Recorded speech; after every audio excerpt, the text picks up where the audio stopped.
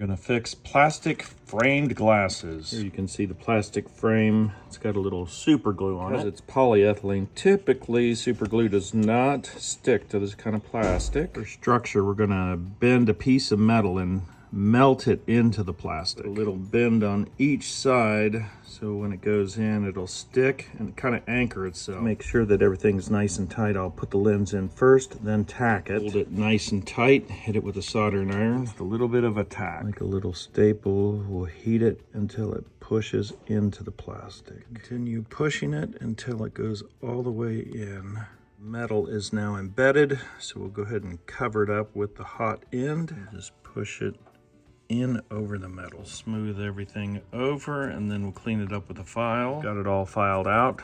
Doesn't look perfect. Trying to get these to hold together securely until we can get some new ones. Clean up the lenses. Ready for the next adventure.